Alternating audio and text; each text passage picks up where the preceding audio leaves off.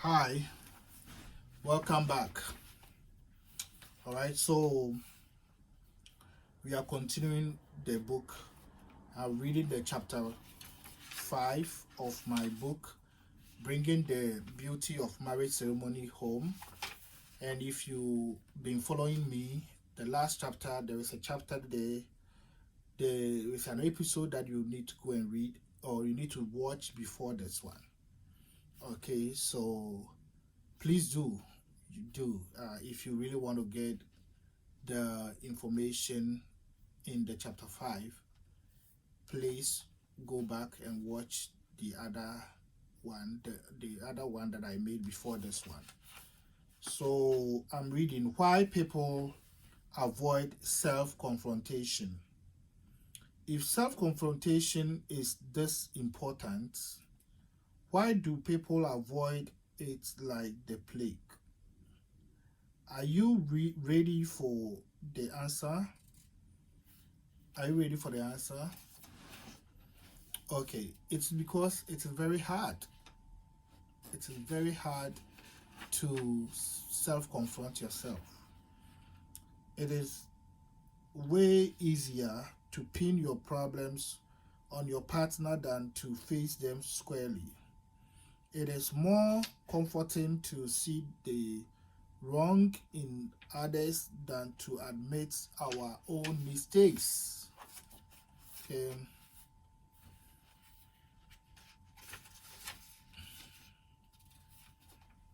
Imagine a scenario where your partner meets you to tell you about your biggest behavioral weakness.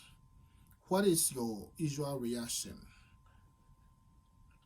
What is your usual? Do you get angry and agitated?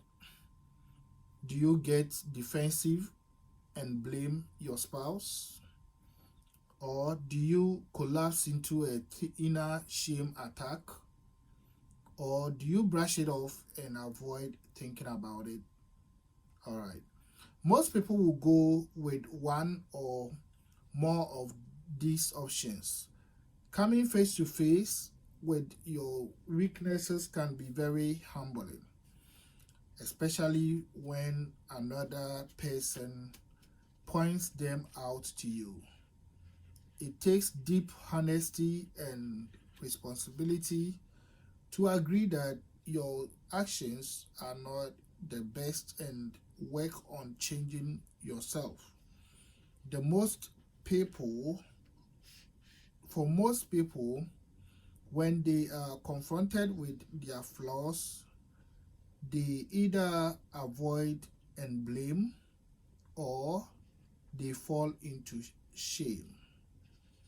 Avoid and blame. So these are the strategies people use when they are confronted. And I'm going to talk about the avoid and blame. Such people will rather blame everyone around them than own up to their flaws. They can blame their spouse, they can blame their spouses, the government, their children, their neighbors, colleagues, economy, whatever, instead of confronting themselves. For instance, if your tactic is to avoid and blame, your spouse confronts you on the unkind words you used on him or her, you will get uncomfortable and probably lash out or remind them of the previous times they had reacted in the same way. Why does this happen when confronted? Your brain senses danger and will go into its first line of action, defensiveness.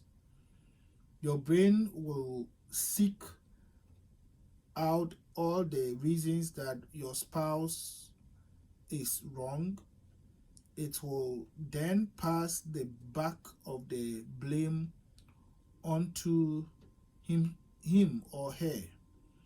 The reason for that is that because your brain is trying to protect you from the negative emotions that come with confronting yourself.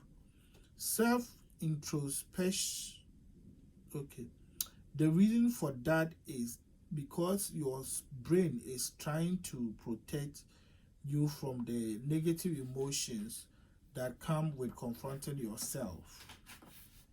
Self introspection and confrontation come with a certain amount of emotional feelings, and your brain does not want to go through that stress.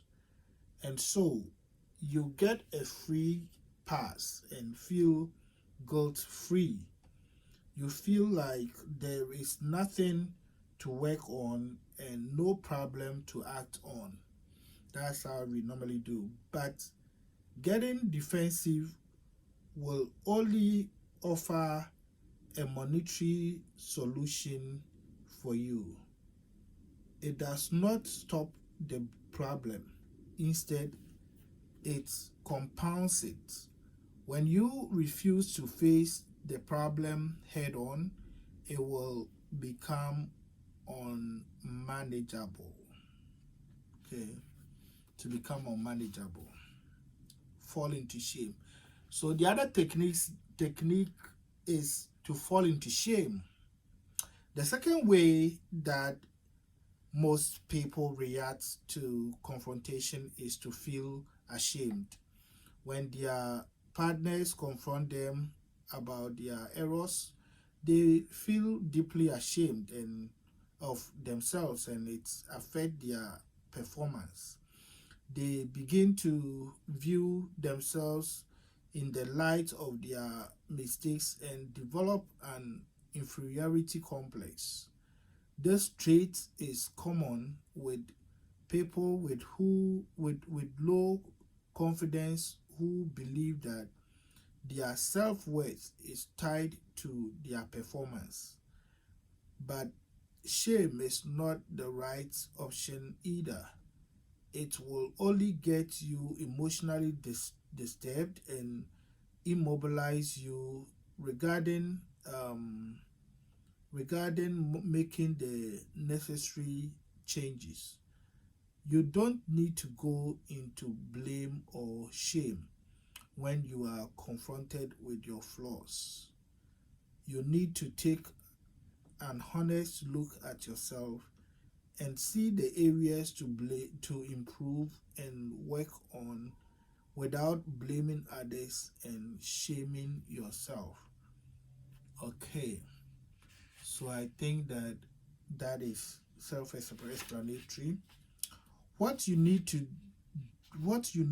confront yourself, what you need to do to confront yourself effectively.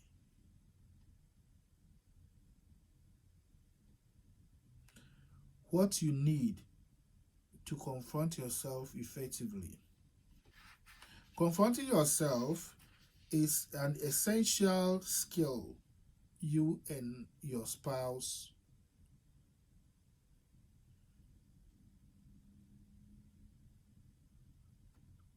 confronting yourself is an essential skill for you and your spouse to learn in marriage.